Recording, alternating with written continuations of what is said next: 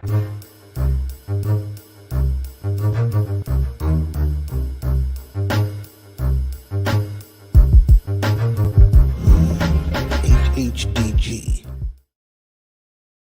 Peace, HHDG. We are on another episode of HHDG Media podcast. Shout out to everyone tuning in, as always, through our YouTube channel, as well as our Facebook group, HHDG. As always, this is possible with our company, HHDG Media Inc., which is Rock Vader KB, T. Smith, the Mayor, Skelly Top, and myself, Wiki. You can always check our website, as you can see on the bottom banner, hhdgmedia.com, for music, previous interviews, as well as written that we also do for those. We try our best because not everyone in hip hop speaks English. So we also offering written interviews with them as well, and events and our merch as well. For tonight, we have two gentlemen that have been on it. Their grind, the business, the music, putting it all together. Consistently behind the scenes doing so much work that even, shocks me every time I see what new music's coming out. And I see 5-7 Collective, Chavez Sound. With those two being mentioned, the quality of music that's been coming out through them,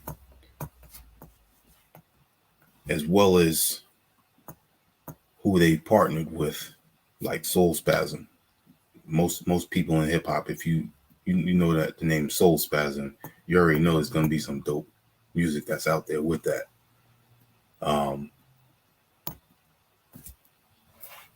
Consistently, like I said, putting out music.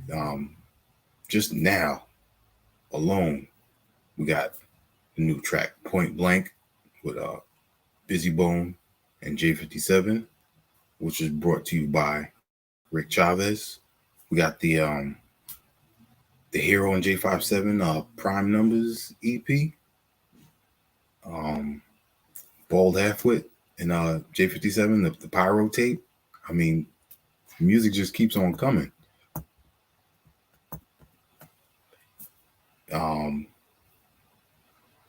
With building your brand and with the success that they have, you also got to expand a little bit and have more personnel with you. So we also going to speak about a singer that is also now part of their company. But with the continuous work ethic that these two have, I mean, there's no stopping them. So we definitely gonna talk more of how they came to be, why the two companies I mentioned, Chavez Sounds and a 5-7 Collective, and then just see what else they got in store for us. So without further ado, I'd like to introduce, for the first time on HHDG Media Podcast, Ric Chavez. Yo. And also, once again, J57. Yo, peace. Peace. What's good? And Lana 57. Yiddy. Lana 57. Yiddy. What's going on? Good to see you, brother. Yeah. You as well, definitely. Shouts to everybody on the check-in too, I see. Yeah, he's definitely checking in. Shout out to Coop, man. Dope illustrator, artist right there. Oh, and as always, NJ to AK, always tuning in. Doesn't matter what it is in hip hop. This man is always there. We were just saying that. Saying that. Yeah, respect. His history as well, man. The stuff that he's listened to for decades, and he talks about in the comments, whether it be on Twitch, YouTube, on our podcast as well. Big salute to him. Also, we got the fam from Staten Island, Squeegee Oblong, tuning in as well too. Dope lyricist right there. Shout out to Jamil Honesty as well. Always working with Squeegee O. We appreciate everybody. Yes, sir. Absolutely. Dope. Big respect. Definitely. Um, Before we even talk about, the latest music that's out, let's talk about the two of you coming together. It's good. It's a good tale. It's a good tale. How much time you got? It's a long one too. That's what she said. What's it called? So, you want me to spark it? No, go for it. All right. So, I want to say like 09 or 2010. It was one of those two, right? We were in a submarine. You were in a submarine? No. Oh, I thought you said you were in a submarine when I first talked to you. It was 2009, right? So I remember Fat Beats was still around. I was in Fat Beats the first time I talked to him, but he was in Afghanistan. I was in Iraq? Afghanistan. He was in Afghanistan, and you did. I want to say it was. Correct me if I'm wrong. A video of him, like he had a lot of troops under him in the army, and they were all saying "Happy Birthday" to Soul Khan. That's what correct. It was, right? Yeah. And I remember that's right. Yeah. And I was in Fat Beats at the store behind the register, and Soul showed me it, and he was bugging out. He's like, "This is so fire!" Like blah blah blah. And I'm like, "Yo, I'm following that dude right now. Him and his people are on the guest list for life. Thank you for your service. Yeah. What can we do for you? You know what I mean?" And we got real tight right away. And he was saying he wants to start making beats. If you want to take it from there, I guess. Yeah, and I just kind of wanted some guidance, and I was coming back from Afghanistan, just wanted something different to do. So he gave me this list. He's like, if you can afford this, because it's pricey, get this gear and get this stuff. And I was able to. So I was able to get it, and I got home and basically set up a little studio and just kind of started doing my own little beats. And I would send them to Jay. I'd be like, tell me your thoughts, whatever. And he'd be like, they're dope. Maybe try this, maybe try that. And then just over time, it just kind of I think it got a little bit better. And then when Jay was like, hey, can you send me that track? Because I just want to I want to fuck with it. Like, I don't want to do anything. I just want to hear it. I just want to use it. I remember that. And then that became kind of a common thing. And over time, it was just like, yo, how do you feel about doing this track? Or, he would do something on a track, and then I'd be dope. Like, why don't we release it? And so it was just like, that was the beginning at the same time of building 5-7 Collective, where when 5-7 Collective started, I basically came in as his assistant for a very short time, just to do some email stuff, some metadata. Yeah. And then, I don't know, a little while later, it was just him and I running the label and pushing forward. And then it migrated into Chavez Sound, and we still have 5-7 Collective for sure. But it kind of opened up, I think building Chavez Sound opened up a lot of avenues for both of us to find more artists, kind of dig out a little bit further and collaborate, a cross collaboration between, I would say, the East Coast and the West Coast primarily is where we were doing it. So yeah. And then now we're in an Airbnb drinking bottled water. We've come a long way. Such a long way, man.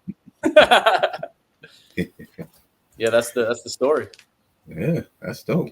So how long were you in the service? 21 years. Yeah. 21 long years, I should say. It was pretty long. But it was good. I'm glad it happened, honestly. Okay. That's dope. So is that why you say no more free life coaching? Yeah, so I love that you saw that. I know, right? I love that you saw that. So there was a time where I was kind of a life coach for 20 plus people. Guilty. And I was just getting bombarded with what should I do? And I was just getting burned out. So I was like, no more life coach at all for anybody except Jay and a few other people. But he was legit my life coach at one point, in 2018, 19, legit. I was calling for everything.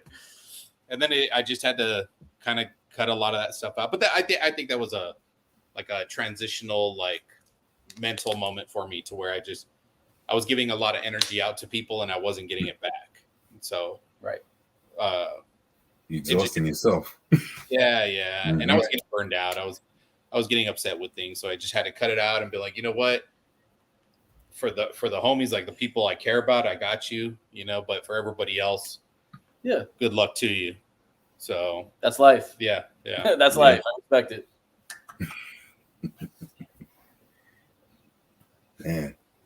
So what was the vision? Being that Jay, you brought him in, as helping out and everything. What was the vision at that time that you really wanted to go with 5-7 Collective? Honestly, like 5-7 Collective as a label came about by accident. So a little backstory on that. I was tweeting in 2000. Oh, relax. We got that on tape. We got that on tape. I gotta say it was 2018. 18, right? 18, yeah. 18. Right. So I tweeted like I'm starting a collective, and I really was just gonna introduce like a bunch of select homies that I know could work together well. Like this artist, like artists like Coop, shouts to Coop, like artists who draws and stuff, and paints and stuff, and then this photographer, this b-boy, this b-girl, this singer, this rapper, this producer, this DJ, right? I was just trying to link like-minded people from around the world that I knew. And long story short, I tweeted that, and the homie Riley Wallace, who writes for Hip Hop DX, saw those tweets. I didn't know him yet, so he wasn't the homie yet. He saw those tweets, and he thought I was saying I'm starting a label. And I went off the grid for a week, which I do, as you both know. I go off the grid when I'm working a lot. And I came back a week later, and I saw that Hip Hop DX made an article about my new label, which is obviously really, really big for me and very flattering that they would write an article about me starting a label. But I wasn't starting a label, and I wasn't interested at all because I didn't want to take on that workload. And that was the whole reason. And I got a distribution deal offer from Capitol Records as well as Soul Spasm. And they were identical deals. Only difference was Soul Spasm, you could keep your masters. And I already have a crazy rapport with the big homie Jim Drew, who's a mentor to me and one of my closest friends in this world, you know. And obviously, that was just a no-brainer to go with Soul Spasm. And the reason I was able to do it was because I was like, Rick, there's a bunch of things I just can't handle, dude. There's administrative things. There's stuff that my brain just doesn't compute. I don't want to mess it up, this and that. And Rick's like, I got it, bro. Let's do this. And we started that off. And I got to say, we were just like kind of trying to sign the homies. We were just trying to like get our homies' music out there. I mean, still to this day, that is what it is. Yeah. Nothing has changed, including, not to get ahead of ourselves, like the Rawlsmatic record on the back. I know we'll talk about that later, but those are the homies. So like it elevated from some of the homies that we came up with to some of the homies we grew up listening to. Yeah. Which is crazy. Yeah. So that was the vision. It was like we wanted to be where we are now, and we're very grateful to be here about 6-ish years later. You know what I'm saying? Absolutely. Right. Sure. Mm-hmm. Great, man. You can only do something like that with a proper vision, like you explaining. Because too many companies would falter because they want to do something, and they might have the money for it, but where's your direction? You know, where's your flow chart for everything that you want to have planned out? Well said. You got it right there, man. I mean, me and this guy together, we're a deadly combo. You know, this is my brother right here. So besides being my best friend, this is my business partner, my closest collaborator on music. Like, it's a blessing. Like, my strengths and weaknesses, we have similar ones, but we have opposites. So whatever I can't do, he comes in, crushes it. You know what I mean? So it's a very, very, and we have the same vision, the same exact vision for what we want to accomplish and do to bring positivity to the world in our own way. Dope. So Rick, when do you think that you started to become comfortable with the production? I think I have my moments to where I feel very sure of the track itself. But I always like, for the most part, I'll send it to Jay just for an extra set of ears on it, just to kind of see if I'm missing something. And so with the Point Blank track with Busy Bone, like when that track was like 90% done, I had already played it for Jay previously, and then just kind of sent it to him and said, I think I'm kind of finished with this one. And so I feel pretty decent that way, but there's still some stuff where I'm like, you know what, these are little medleys. I'll just get these out. That's fine. But I think there's always going to be a time that I'm going to just always give it back to Jay. Like, what is your take on this? You know? And I trust his opinion 100%. So if he comes back, he's like, don't do this. That's never happened. Then I probably won't do that. Right. Yeah. But for the stuff I have done, and even just the other day, like I played him some current stuff that I'm planning to release next year. And so just on the baseline of that, the foundation of those, you know, is positive feedback. So it's crazy. Just kind of look into, I don't know, just be a little bit more sure of the tracks. You know, I'm not doing the music really anymore because I'm trying to gain a certain artist or work for a certain person. I'm just doing it now for me. My goal was to work with Busy Bone.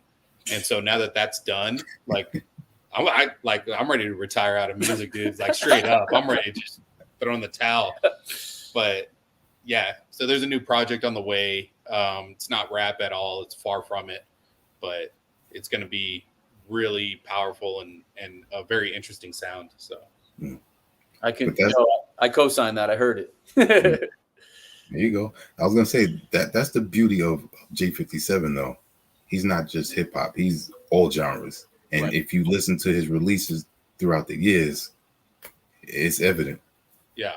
Appreciate you. Yeah, I've listened to everything. So everything that James dropped, like I've literally listened to every single track since, I don't know, 2015 or so, 2014. Just everything that's been released. And then when we started working together, I heard all the unreleased, not all of it, but I heard a lot of unreleased stuff. And so it's just, I already know, what's coming here in the next few years, I'm sure. So Yeah. That's great.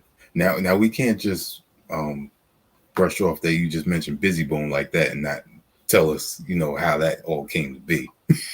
Oh, it's really not like some crazy magical story. I just reached out to him, to Busy Bone, and he was like, yeah, like, sure, contact my manager. So he gave me his name. I contacted his manager, went back and forth, kind of discussed what I wanted to do. And I remember, like we were able to commit where he's like, yeah, he's interested. He wants to do it. Funny enough, I was like in Hawaii. I was walking around Hawaii with him on the phone, and then I was like, hey, I think we just landed Busy Bone on this track. And so just kind of took all that in, and just it was a lot of emails, a lot of Instagram messages back and forth, and Busy did what he did, man, and crushed that track. Yes, sir. So, and actually Busy was supposed to be the last verse, but when we got him back, and he didn't purposely do it, but he was placed on the first portion of the song. Mm-hmm. And it's like, dude, there's no other way to open this track. Yeah. Like it's got to be Busy Bone. So yeah, and we've got nothing but positive feedback on everything. So yeah, I wish I had some cool magical story, but no, it's just some messages and emails back and forth. Nothing wrong with that. I mean, you accomplished it. Yeah. So we got great cover art for it, like all the artwork that was done by this cat named Orlando out in across the Atlantic. Who also did that? So yeah, he also did the cover art for Role Reversal for Rollsmatic. Okay. Yep. So DJ Retmatic had linked me up with him, and he did amazing work. And so really enjoyed it. Busy liked the cover art. Busy liked the track. He liked everything about it. So it was good to get kind of his blessing back, on the finished track. So really positive. So yeah, but we're happy with it, and we're happy. And if you like it, then it makes me even more happier. Yeah, I'm definitely feeling it. Thank you. And I might have mentioned it before, but the sound that you gave on the track, it is different from what most would expect. But again, like you said, Busy came and killed it, and then J57 went after that and killed it as well. Right. Appreciate that. Thank you. I mean, I'm blessed to be on the track. I wasn't even supposed to be on the track. I demoed my way on that thing. Yes. I just sent him, I'm like, yo, I did a verse. Maybe use this as a remix if you like it. You know what I'm saying? And he called me. He's like, nah, we're keeping that shit on there. I was like, dude, I wasn't trying to debo my way on, but I guess I did. I don't know. I mean, not mad. No, it worked. I think there's I think the diehard Bone Thugs fans, when they hear Busy Bone, they automatically want to hear Crazy or Lazy or one of them, right? Right. But it's like taking it out as coming straight from an indie label to have a legend like Busy Bone on there, and then turning it around and getting like an indie artist on there that's popping, that has momentum, that has a stakehold in the game. And so I think that was a great balance. I really do. I really think it was a good balance. Well, it meant a lot to me, so thank you. Yeah. Now, J57 on the point blank track. Yeah. You did a flow that a lot of people are not known for you doing, but I've heard you do it before, so I'm familiar. How easy has that come for you nowadays? It's not easy, sir. Not easy. Hard. I think I spent the whole day writing that verse. I don't do that. I don't do it like that. I nitpick stuff. I write slowly. I do fast sometimes, depending on what it is. Like writing wise, I freestyle stuff sometimes, like a couple bars at a time, punch in. I do all different styles of writing, right? But that is the hardest. That was the hardest task. I mean, writing to a Premiere beat. Don't get me wrong, a little scary, but that was harder. That was harder, to be honest. You know what I'm saying? Like I'm writing to a Premiere beat with Slug, Raz, Kaz, and Elegant, 3 titans that I look up to. Before even being friends with them, I was a fan of all 3 of them, and including Premiere, who's my freaking idol. So I was just like, that shit was scary, but this was scarier because it's like Busy Bone is, I mean, that beat, first of all, is tremendous sounding. So it's like you can't get buried. You could get buried in there in a bad way. If you don't come in with a presence, that's why I did those different octaves. Like I had to rap it like 4 or 5 different times. And we and shouts to Tenacity who mixed it because he really knew Tenacity came through on that one.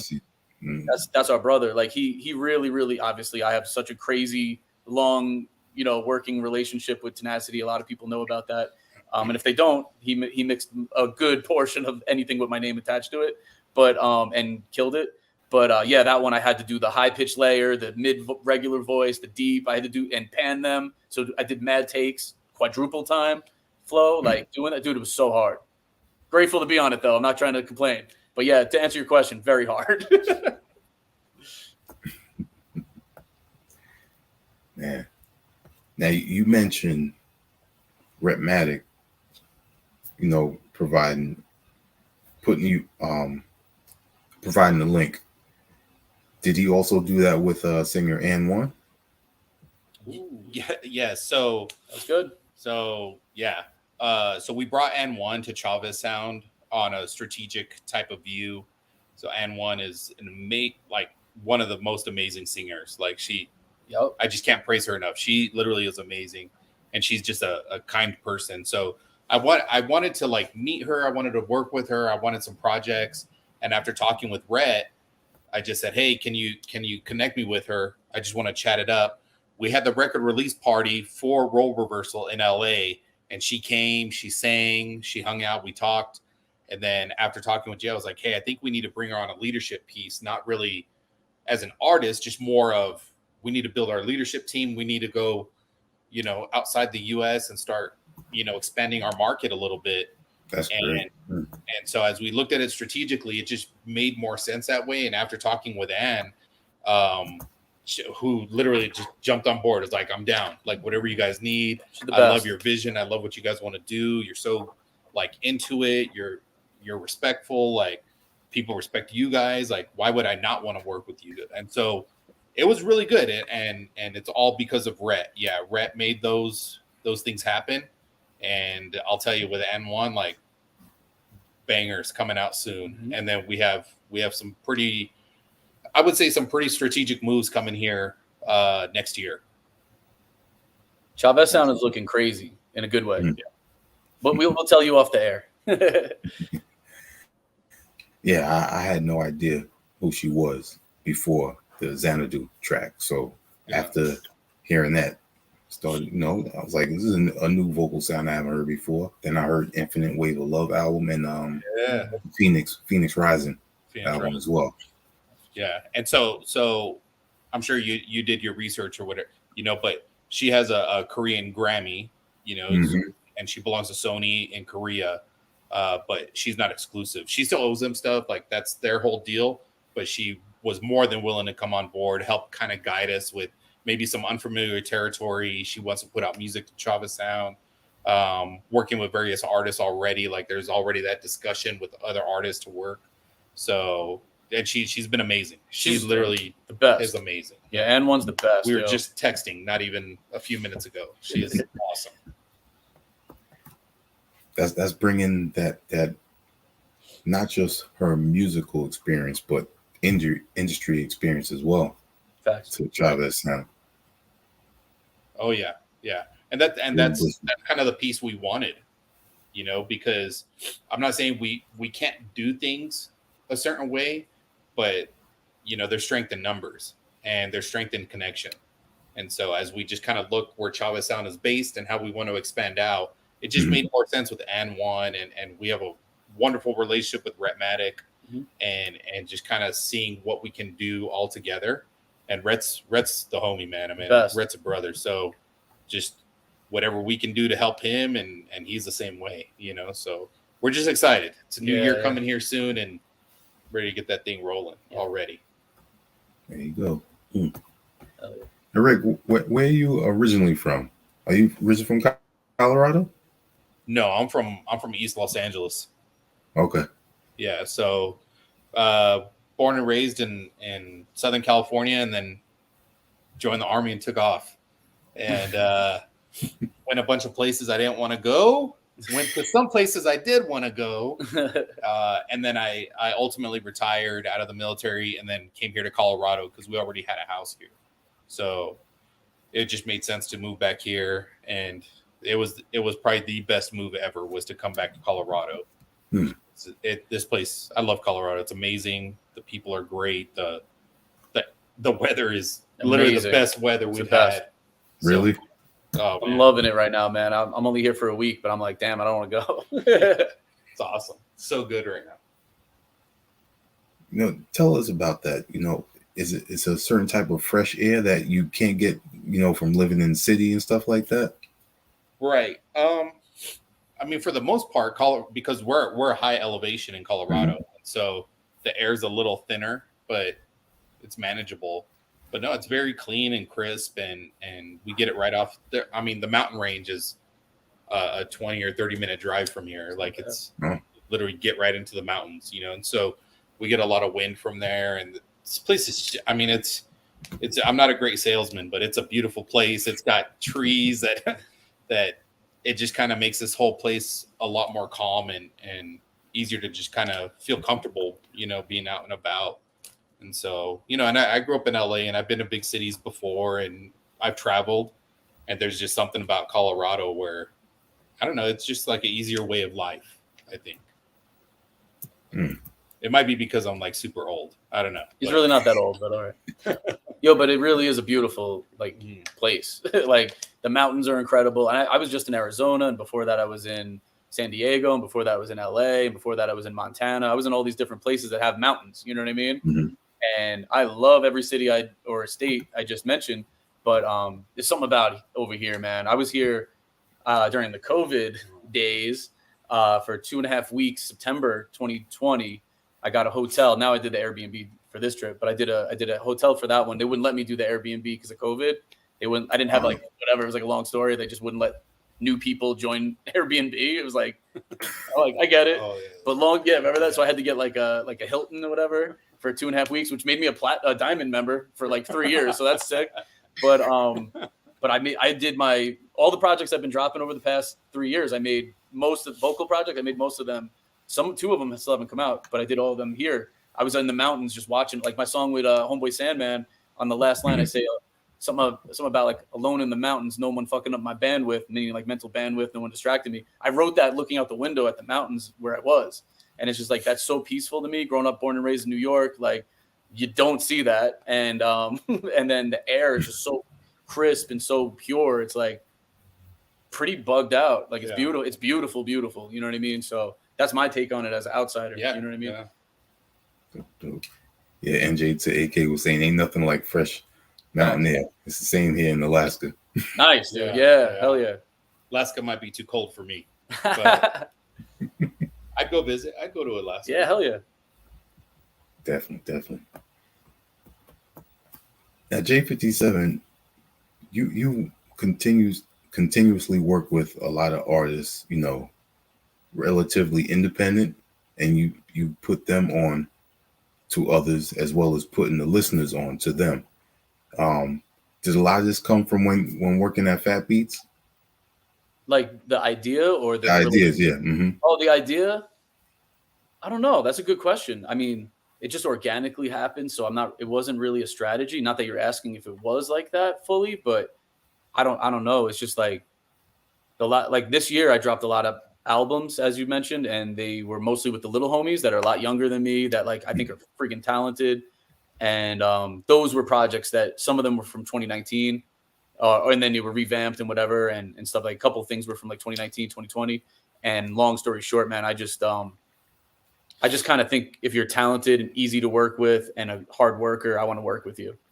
That's the vibe. When I have time, I'm not going to have time ever again for reasons we can't disclose right now for this, I guess you could call it a deal that Rick and I signed, but it's bigger than a deal. It's bigger than signing with a major. It's bigger than all that shit. So we're not going to have time, and we signed NDA, so I can't get into it. Got you. Might tell you off the air, though. Off the air, we can tell you. Off the air, yeah. But because of that, I don't have time, so I'm not trying to like virtue signal people to reach out to me to work because I don't have time, unfortunately, anymore or ever again. But I love those dudes, and I think they're so talented, and I just couldn't wait to release those records. And I'm sitting on like close to 30 collaborative albums with people, including some of the people that you've seen me release stuff with this year, like my man Lord Tuesday, who you know had us graciously on the show. Yeah. I mean, me and Tuesday have 5 more albums in the tuck, and they're all better than the first one. The one that's out right now is fire. I love it. I believe in it. It's incredible. Half in 2019, half revamped in 2023. So it's like new as joints in there as well. But the shit we're sitting on is crazy. So yeah, it's just like we kind of just rock with people that we think are talented. And then once in a while, some legends will reach out to us and just want to give us free verses and beats and like, you know what I'm saying? Yeah. Like that's crazy. And shouts to Blue, man. I was just in an email with Blue right before this, where he's like, "Hey, this beat from you and Kataya 1, I want to use it on my new EP." And I think I have a beat there already. I have a beat on there on that joint already. And he goes, "Can I use this?" And I was like, "Yeah." And he goes, "You guys need anything?" And I was like, "Me and Kataya are finishing up." And by the way, Kataya 1 and Ric Chavez album drops on Sunday on the first, whatever the first is. Yeah, I'm the worst at that. But me and Kataya are finishing up an album together that we've been working on, and we wanted to get Blue on it. We said it back in 2017 when we started the album. So I called Kataya. I'm like, Blue just said he asked if he could get on the album. And I'm like, that's the universe right there, you know. Yeah. 2017, yeah. Sitting there in my studio in Atlanta at the time, working, and we're like, yeah, we should get Blue on this joint. And now fast forward, Blue's like, hey, can I get on your guys' project? We're like, that doesn't really happen in real life. So yeah, we manifest a lot of shit out here. Yeah. We'll leave it on that note. For that. Yeah, shout out to Kataya 1. I'm feeling that the back end joint that came early this month.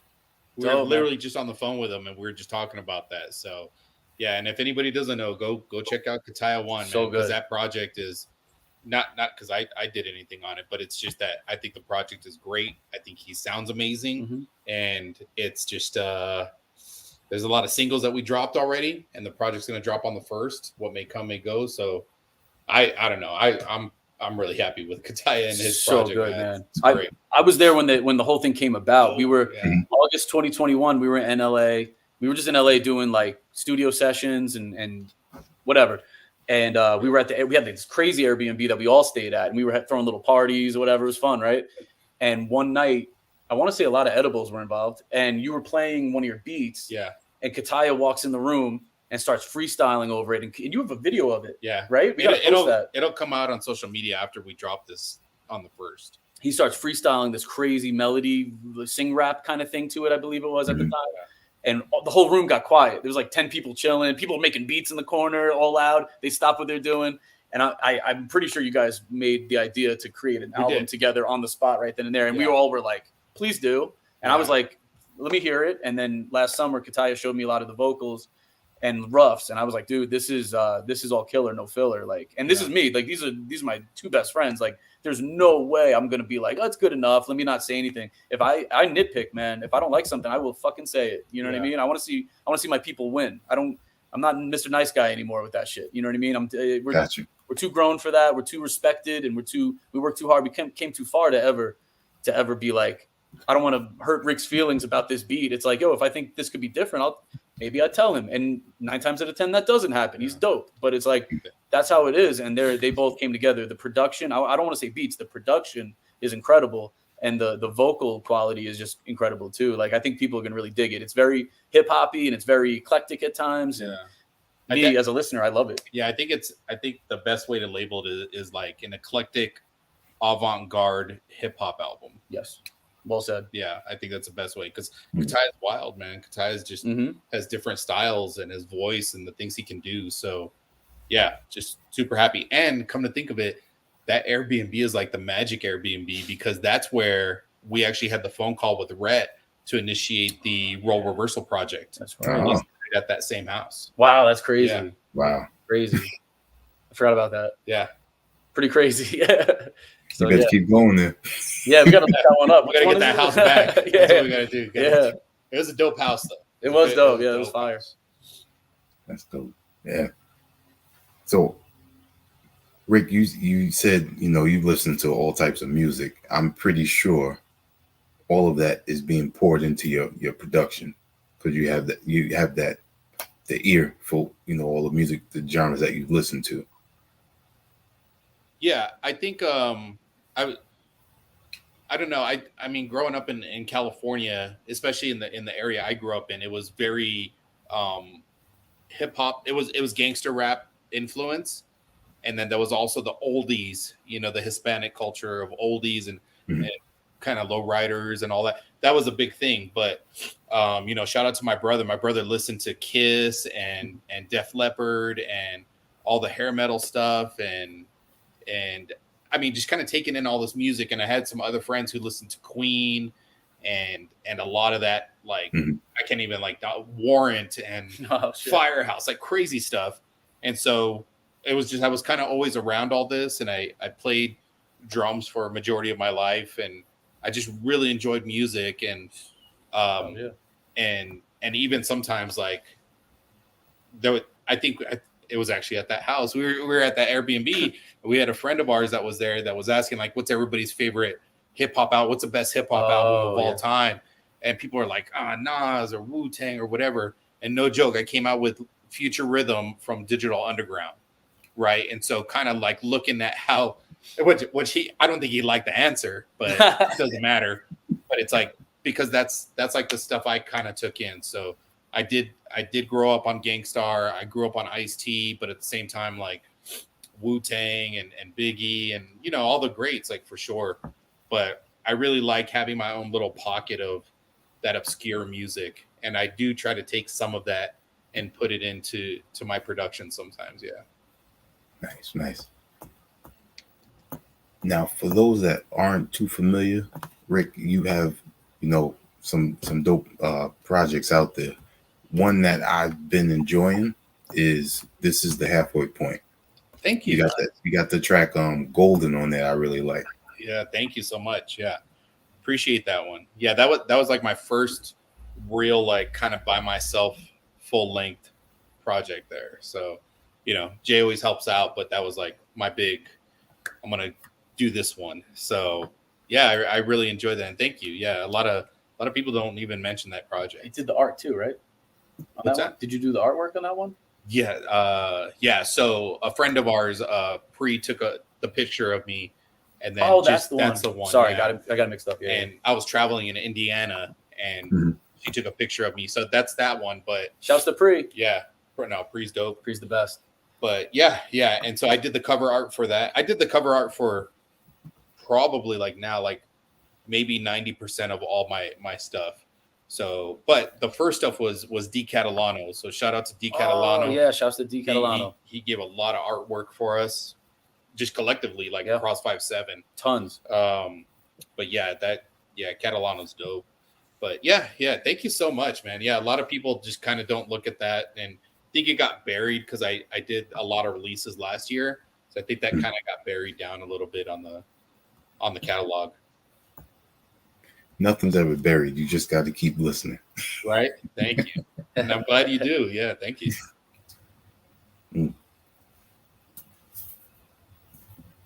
How would I say this? With these artists that you've been putting out projects with, do you feel in a way that it's kind of like a recruitment, in a way that you're looking for talent, you see the talent, you work with them, and then at a certain point, you're helping them move to another level as well?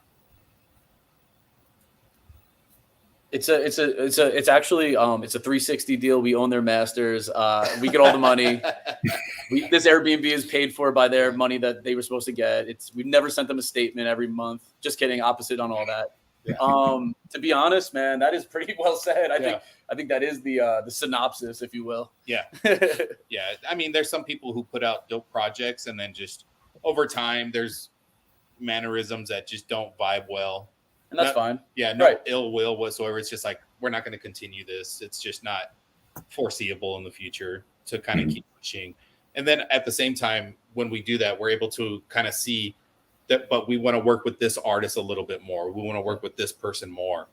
And then we always got love for our homies for sure, you know, where they've been with us for years and not put anything out, you know, but we're still like, you got to do it, man. You got to do it. Get with it. Yeah.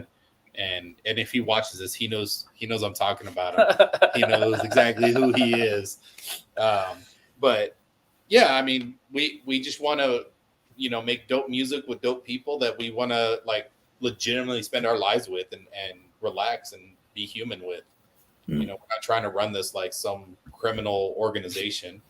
You know, we just want to be with great people. So we came to piggyback on that. We came into this not caring about money, not like on some corny, like we do it for the love. We don't care about money. Like I say that's corny because that's not realistic to run a business. No, you're gonna fail, and then everybody's gonna fail. If you're the leader, we're the leaders of this shit. If we fail, they're fucked. You know what I'm saying? Like we want to make sure everybody could eat. We want to make sure their kids could eat, their future kids, whatever it is, right? Including ours. So it's like we go into it strategic. And like I said earlier, or not that, you know, a few minutes ago, we're not in a place to play nice. You know what I mean? Like we're here to fucking kill. We want to kill everything that comes in our radar. Like I know we seem like nice guys and we are, but it's like a game, dude. Like it's like if we were playing a sport, like you get us on that field, we're walking out alive. They're not. You get what I'm saying? That's how we run the whole fucking thing that we're doing.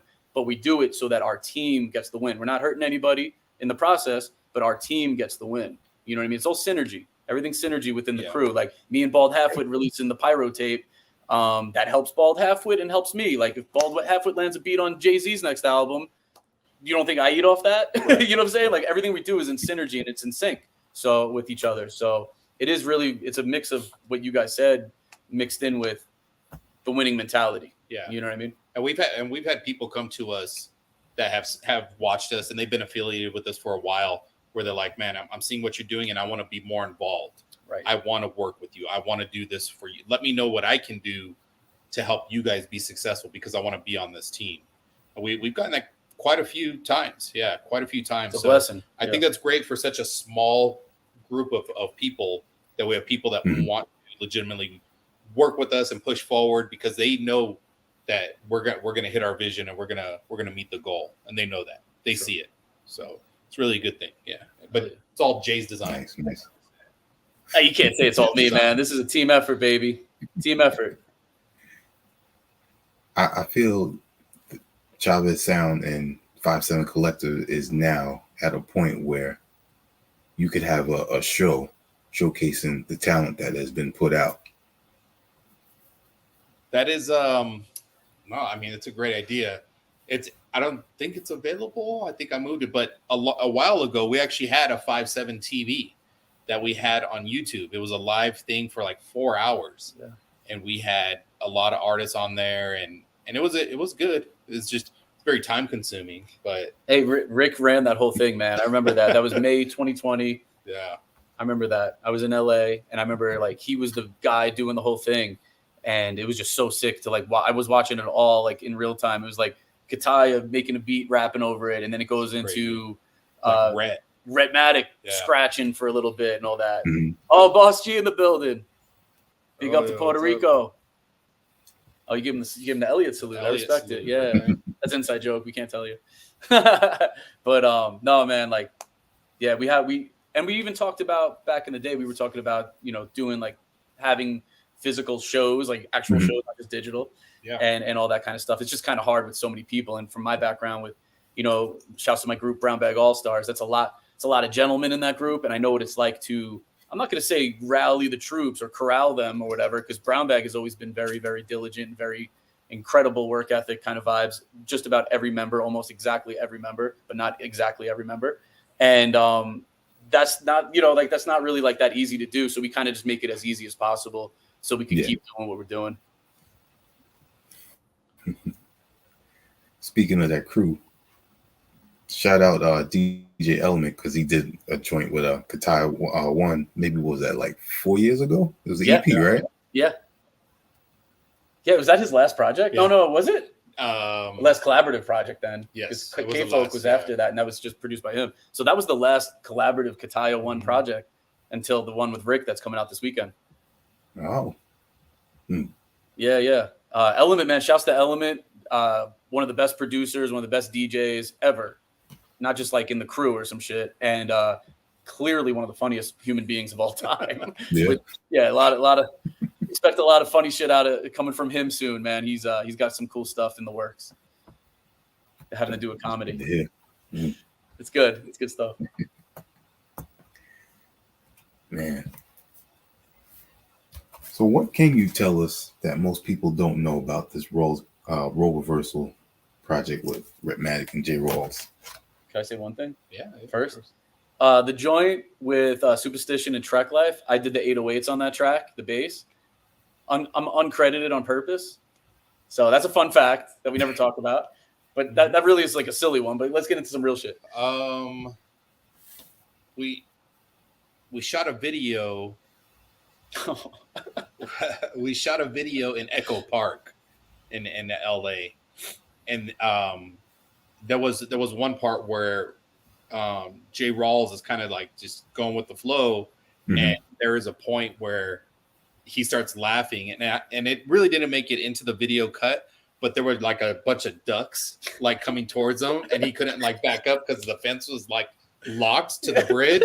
So he's like, he didn't know where to go, but he kept going with it. He kept going with it. Trooper.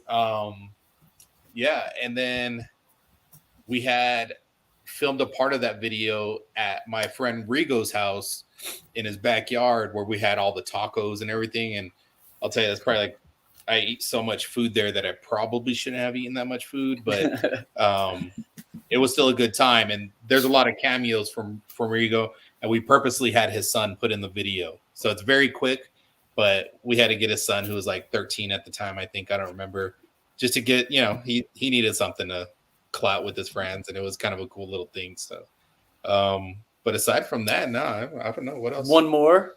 There's a J57 remix for the Craig G joint that still never came out. I forgot about that. Oh. And it got mixed too. Shouts to DJ Rome's. Rome's mixed it. It's sitting there. Nice.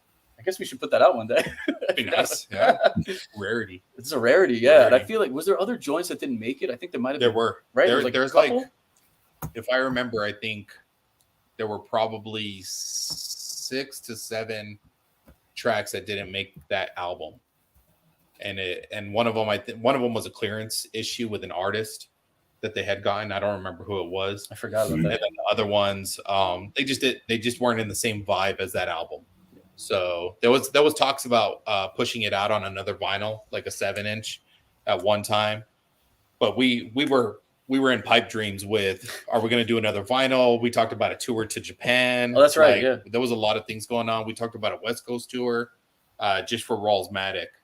But COVID really just kind of took a tank on a lot of things. And then after that, you get into running mode because you got to get back to work. You got to take care of the household. So, but shouts out to both of them, man. I mean, Jay Rawls was a gent.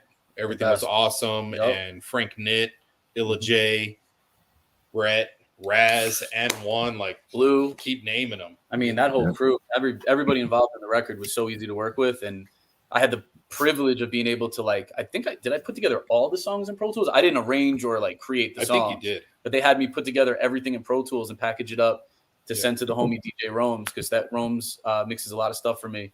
And they wanted that sound, which is obviously flattering to hear it from two people I grew up listening to and idolizing, Rhythmatic and J. Rawls, and later becoming friends with.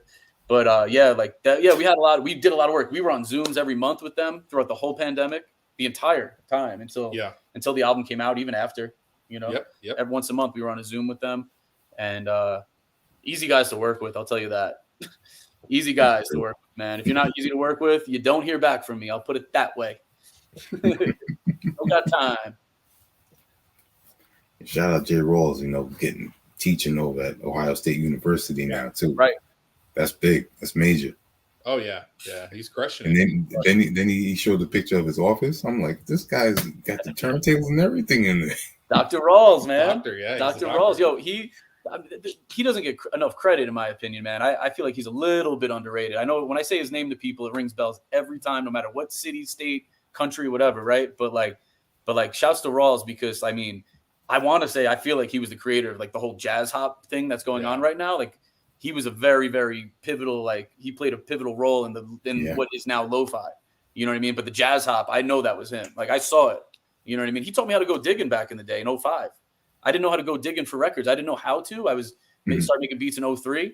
But like by 05, he came to Fat Beats. I was about to go on my break, and he was like, I'm going digging. He goes, I'll go with you, man. Like I never even met him. He was just so nice. He taught me how to go digging. Like he said, you want to look at this year, these years, these artists on the back, these record labels, like these instruments. It shows instruments, blah blah blah.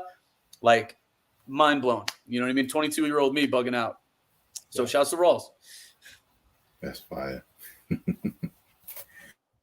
I got one more album I want to ask what you can tell us about. And it's another 5-7 related project. And that's the one you did with Dylan. Oh, yeah, man. Kids.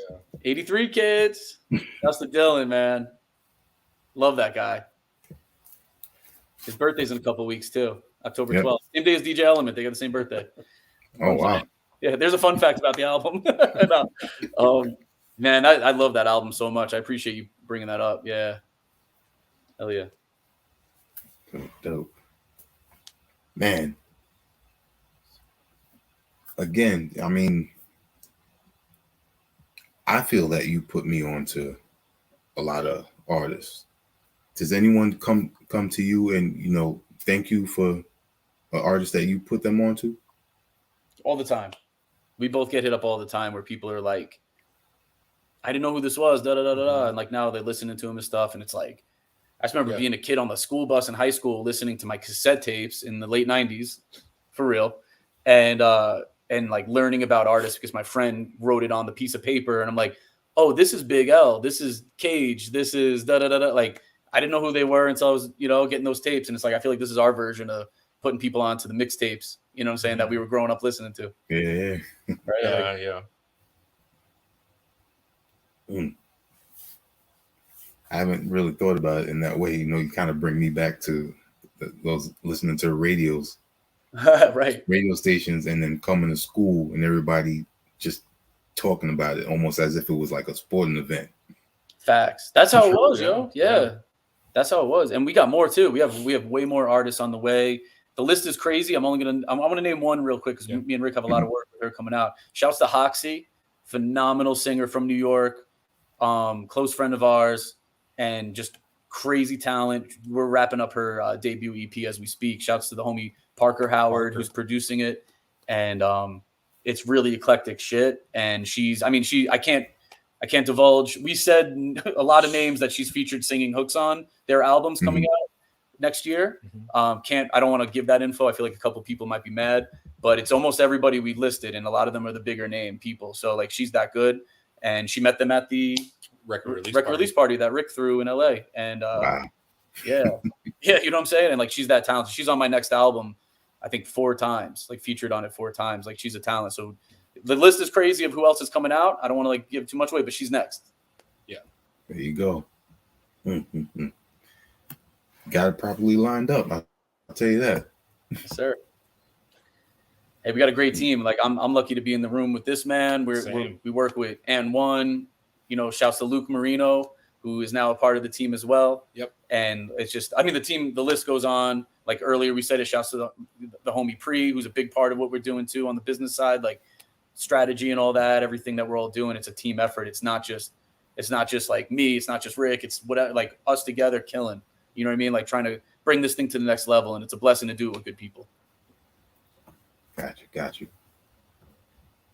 Now, a big thing still to this day is physicals.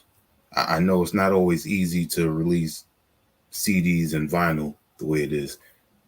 And with the way music comes out and the way you have worked on so much music, is there a way that you want to, how'd I say this?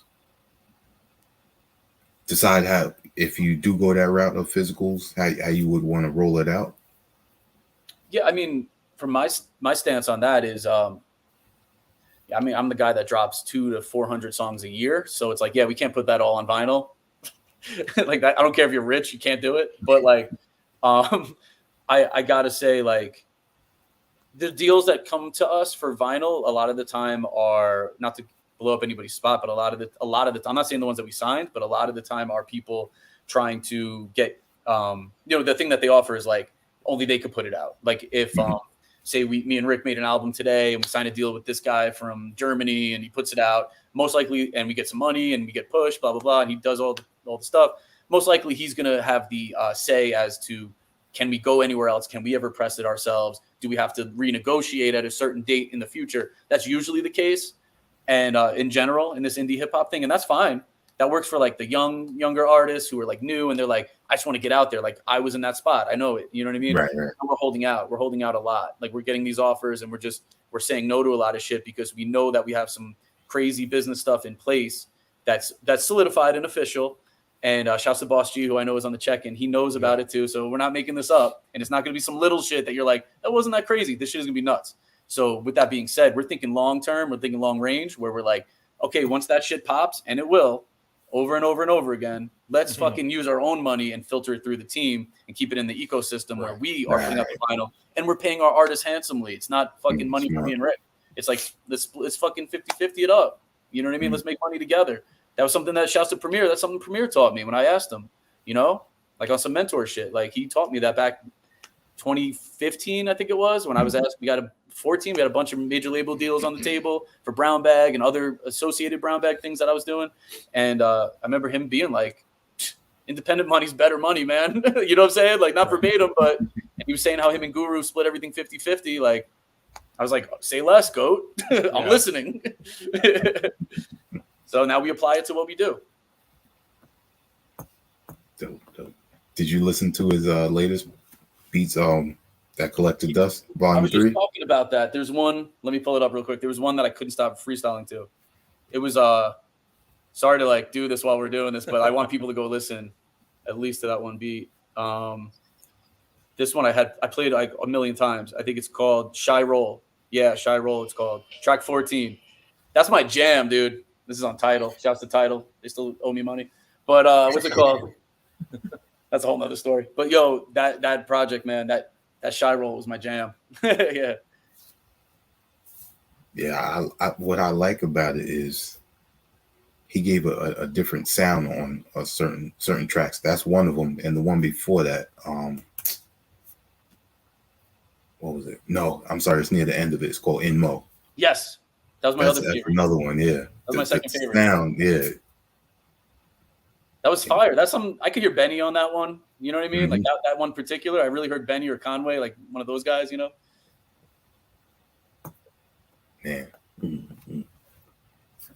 Are we gonna expect any type of t-shirts, caps, hoodies, anything?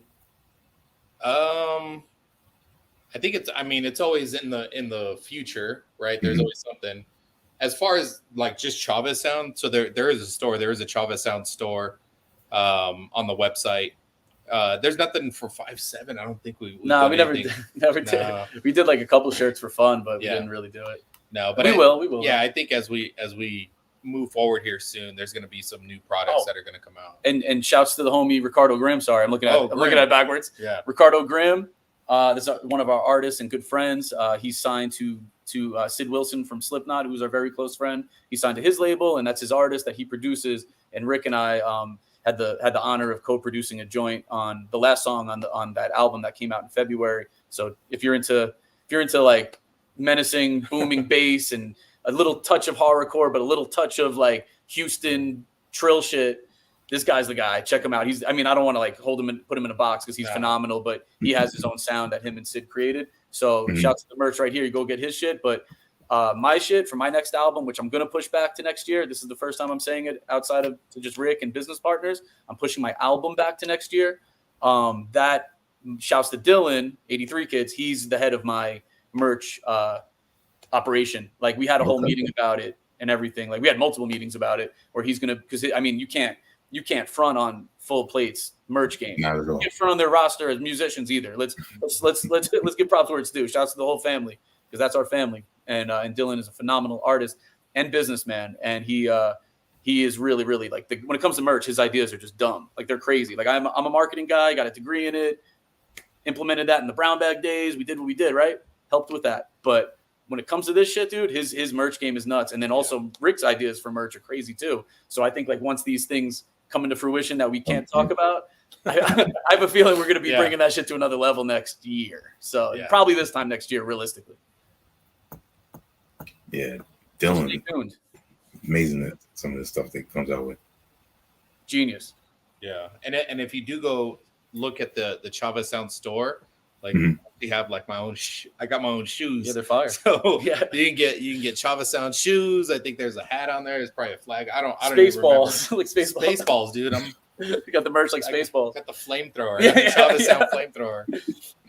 But yeah, there's gonna be some stuff, and it does need a revamp. But I think this next year, as we go into it, we have so many projects that are coming out, and we have a lot of great things that are coming. So I think the whole merch game is just gonna get elevated for 5-7 and Chavez Sound.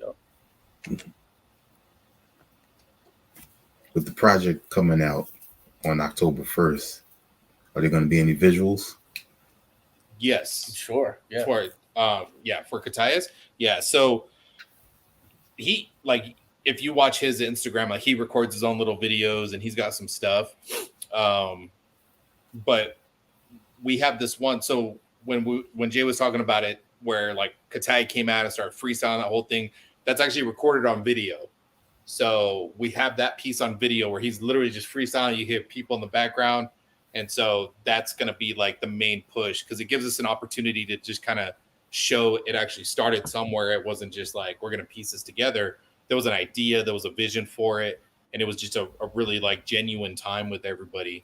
So that's going to be like the main drive on that is to just kind of use that video there.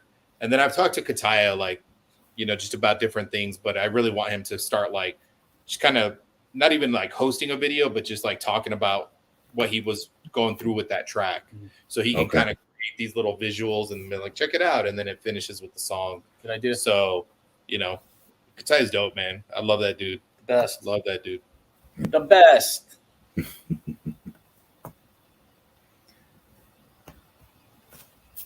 Next up, and that is a question I'd like to ask.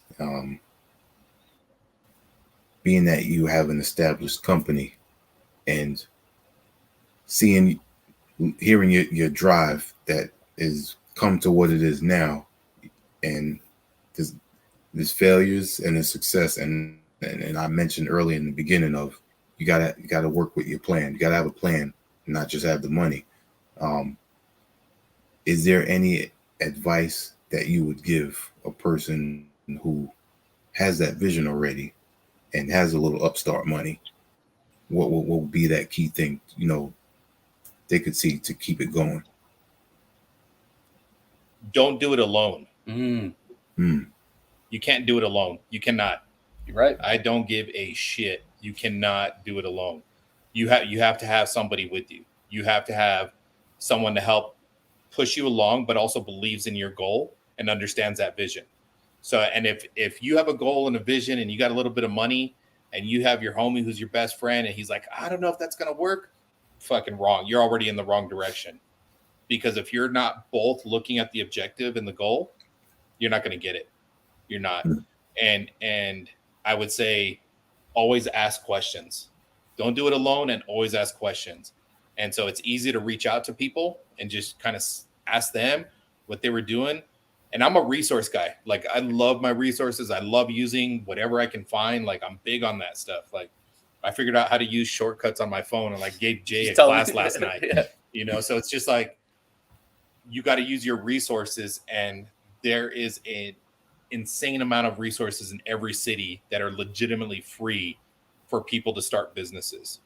And so, and I'm a big business guy. I'm a huge business guy. I love business. I love all the analytics of it, but use the free services. They're there. They help you find funding. They'll find you more money. They'll get you more people. They'll talk to you about marketing. There's all kinds of crazy stuff. And so you see why I'm winning right now? Do you see why I'm fucking winning right now? This guy's so good. So it's just things like that. Just don't do it alone because you can't. Facts. There's no self-made millionaire ever in the world. Don't give a shit. There's not. Impossible. Somebody did. Somebody helped you get there. And so, to piggyback on that, he said it all. I'm just going to throw in what I've done. You write out business plans money-wise where you're like, I'm not going to throw hypothetical numbers out there or real numbers, but like you write down budgets for each. If you had this amount of money, what can you do with it down to the fucking penny? Mm-hmm. If you had a smaller amount, what could you do? Da, da, da, da, da. Me and Rick have been doing that for years. And it's just like anything else. If you stay ready, you don't got to get ready. You know what I mean? And shouts to my girl Sloan. She says that all the time, but it's real. And that's a real saying that's out there. Like, that's real shit. Like, when people approach me about business stuff, I'm like, okay, I know exactly what I would do with X amount of dollars and this and that and blah, blah, blah, and these kind of rights and this kind of back end thing and blah, blah, blah, ROIs, all that shit. We know that down to a damn science. But doing that end of the game for almost 11 years, you know what I mean? Business wise, like on some real business, real independent, you know, money wise and all that kind of shit. Prior to that, I wasn't, you know what I mean? But Rick is the guy. He's the guy. You know what I'm saying? His ideas are just fucking next level for all that kind of shit. Next level ideas. Yeah. Oh man, I need to write that down. We could have another chat anytime, brother. Yeah. When we chill in New York in a month and a half. You know what I'm saying? For you, man, it's free. But anybody else, I'll send you an invoice. Up, baby. You gotta pay. Pay up. Man, that's great, man. You can afford these ideas. Yeah. And you got to stay current. You got to stay current with it. You got to watch the market. Like, you really got. There's a lot of things with it, and I can talk about it all night. Like, dude, I really enjoy it so much that in some weird way, like, I'm going to be a doctor in business by next year. So I'm going through my doctorate in business. And so I really, because I want to take a lot of that stuff and apply it. And that's what we've been doing. So everything that we've done with businesses and investing and getting money and returning it and how to get that ROI, like, it's all important and it's all got to be tracked, but you can't do it by yourself. That's bottom line. Yes, sir. If you see somebody say that they're self-made, this and that, please know that their ego is bigger than this fucking house we're in right now. Know that. It's not real. I don't care who it is. You'll never hear Hove say that. Yeah. You'll never hear Jay-Z say that. Think about that one. And you know what? Now that it came to mind, so I'm not throwing anybody's ages out, right? But when I was a kid, there were infomercials, right? Those are late night Same for whatever, right? And so infomercials are gone now, but they're not. Now they're just on TikTok, and now they're on Instagram. Nobody gets rich off of an infomercial. You're not going to be an overnight millionaire. You're not going to make $10,000 a month. You're not. It doesn't work that way. It's not a continuous business plan that you can just go buy a book and read it from some dude you don't know and make 10,000 that month. You know, you really have to put your research and your time and your heart into what you want to do. And then you'll start seeing it. And it's not quick. It's a slow burn. And if you are the person that does get it quick and you're like, dude, I just blew up, enjoy it. Because if you don't stay consistent, it's fucking gone. Yeah.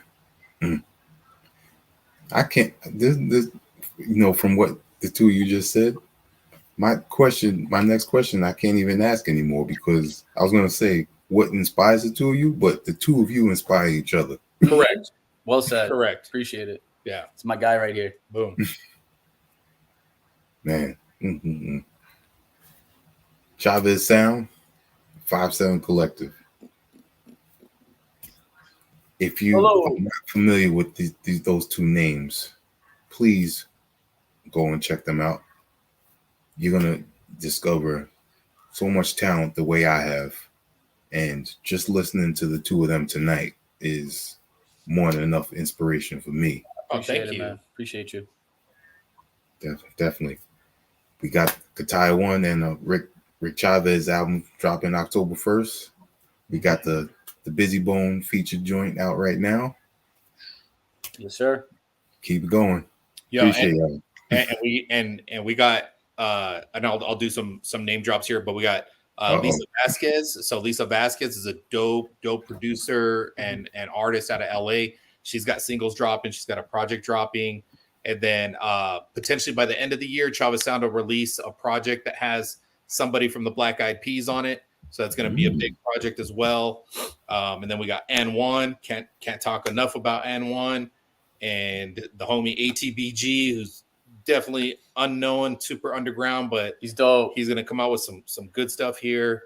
And then we just have more and more. But, please, ChavezSound.com on all social medias, 57collective.com on all social medias. And then we're on all streaming platforms, literally every single one around the world.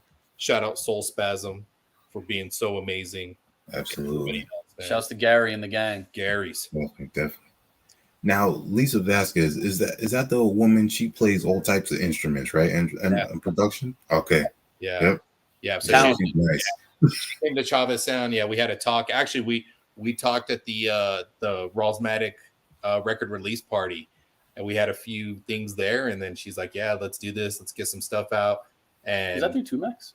And and that was a connection under 2Mex from the Visionaries back in the day. Like, if you know 2Mex, like, good job, man. Legend, man. Good for you. Like, if you don't know 2Mex, go look up 2Mex. But shout out 2Mex. He connected me with Lisa Vasquez, and she's dope, man. She's just dope, and so she has a bunch of projects coming out. And we're ready to just propel that into next year as well. So, yeah, stay tuned, man. Stay tuned. And thanks to you, man, for hooking all this up. Thank you. Providing this beautiful platform. Thank you so much. Shouts to everybody in here too, man. Appreciate absolutely. Everybody. Appreciate everyone that's been tuning in. But I'm going to say talent complements talent. And the synergy that the two of y'all have seems to emit to others, to bring those other talented musicians in. Appreciate that. Thank you. And it's vice versa. Yeah. They inspire us too. So appreciate that though. Definitely.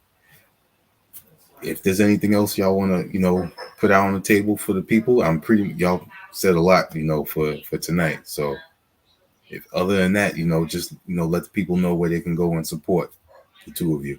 Yeah. So my Instagram is, you could just look up Chavez Sound. Twitter is Chavez Sound, Facebook, all that stuff. And just ChavezSound.com. And everything is in there. We have a running log of all our releases for everybody. We have a little bit of merch in there, and it's going to be updated here soon. And then over to, thank you. There it is. And then over to 57. Oh yeah, then and your personal is Ric Chavez 2011 on the Gramsci. Check his Instagram out if you're not following him, because he will post some fire ass beats out of nowhere, and sometimes snippets to songs that we're not allowed to even talk about. You know what I'm saying? So, and then he'll delete it later. So check, he does that sneaky little cool move. So do the notifications things with him. You know what I'm saying? And then me, 57 Collective all over the place.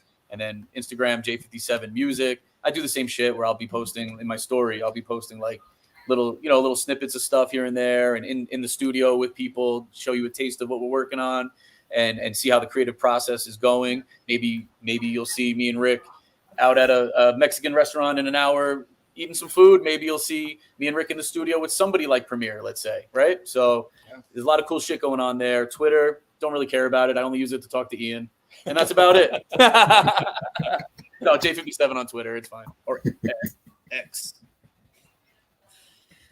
But appreciate you all listening and checking in, man. For real. Appreciate it. Definitely. Appreciate it. And as always welcome to come back, and I look forward to Jay, when you come to New York. Go. Oh, yeah. I'll hit you up. Chat it up. Yes, sir. Let's get up. Definitely. Get a meal. We'll tell you a lot of behind the scenes stuff that's going on. All that. And I want to, we'll catch up here about what's going on over there. Definitely. And Rick, I appreciate you taking the time to also speak with us. I'm glad to speak with you, learn some more, and the business visions too. Thank you. Very insightful. I appreciate it. Thank you. On behalf of our HHDG media crew, we're going to say peace. Peace. Appreciate it.